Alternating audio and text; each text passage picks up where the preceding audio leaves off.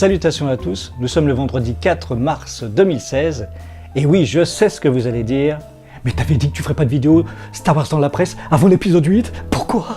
Parce que cette semaine, tout simplement, il y a eu quelques sorties consacrées à la saga, de magazines bien entendu, et je voulais partager ça avec vous. On y va. On commence bien sûr avec nos amis de chez Panini, parce que moi j'ai encore des amis chez Panini, malgré tout. C'est le numéro 8 du magazine Star Wars Rebels, consacré à la série Rebels donc, avec son petit gadget qui va bien, des lunettes nocturnes, pour voir dans la nuit noire et obscure.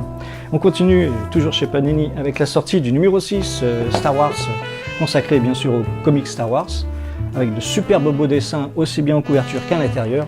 Une série qu'il ne faut pas rater, bien entendu, et moi je choisis celle-ci parce que je l'aime bien. Et puis c'est tout. Alors on arrête avec Panini, dommage déjà, et on enchaîne avec le numéro 3485 du Paris Match. Alors là on a juste un petit encart que je vais vous lire parce que c'est peut-être pas la peine de prendre le magazine juste pour ces quelques lignes. Ça s'appelle Le Réveil de la Force, nouveau record attendu. Alors pourquoi la sortie prévue de nombreux films en DVD a-t-elle été repoussée au-delà du 15 avril? Une seule raison, les éditeurs craignent l'arrivée dans les bacs du Réveil de la Force, 7e volet de Star Wars, qui a dépassé les 10 millions d'entrées en France. Disney mettra en place pas moins de 800 000 exemplaires de DVD, un chiffre historique. C'est historique en effet.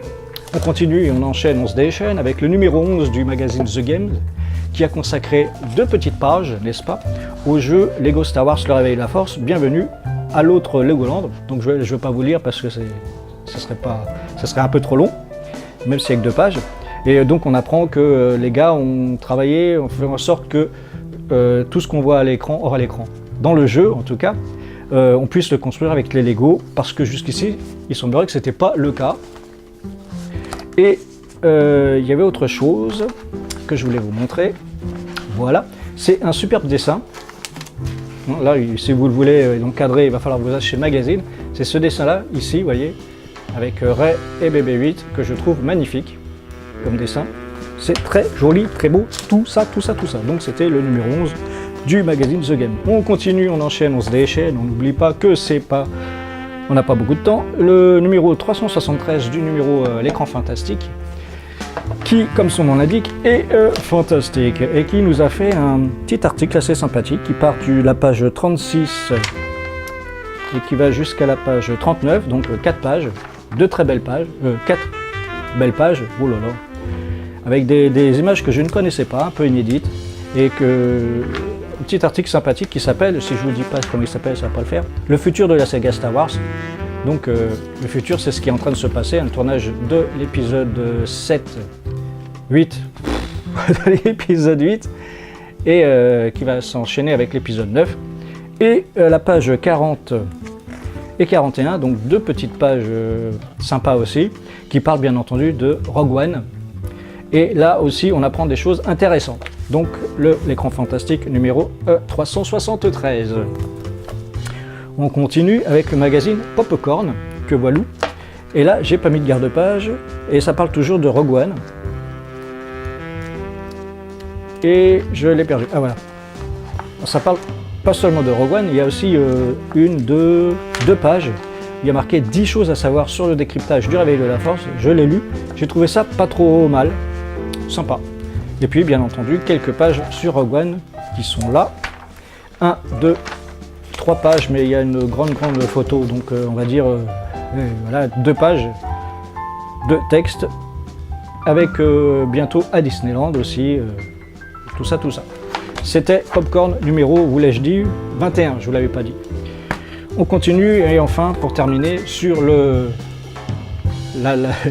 gros morceau, c'est le Ciné Saga numéro 12, qui décrypte en gros l'épisode 7. Et j'ai commencé à le feuilleter un peu parce que j'ai pas trop le temps, je l'ai reçu que ce matin. Au début, c'est sympa, hein, les 50 questions à comprendre sur l'épisode 7. Il y a un gros abécédaire qui va te dire pas mal de temps parce qu'il y a beaucoup de pages. C'est un magazine qui fait 132 pages. Je pensais que les 10 posters collector qui sont accompagnés prendraient beaucoup de place, bah pas du tout. Vous voyez, il y a quand même tout ça à lire. Je ne sais pas si vous voyez très bien. Il y a quand même tout ça à lire. Il y a beaucoup de lectures. Hein.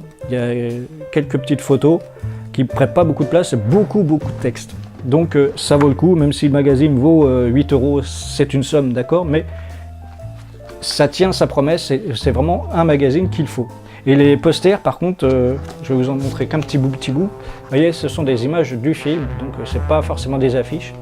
Et ça peut être sympathique, il n'y a pas d'exemple. Donc il y a aussi shopping, news, encore des news, enfin bref. Voilà, le numéro 12, pardon, que je dise pas de bêtises encore, le numéro 12 de Ciné-Saga Collector, qui fera bien dans votre collection. Voilà, c'est tout pour aujourd'hui, pour ce numéro. On se donne rendez-vous prochaine fois. Je ne vais pas vous dire à l'épisode 8, parce qu'à chaque fois, ça va être galère carlaire. Et puis, à bientôt. Au revoir. Salut!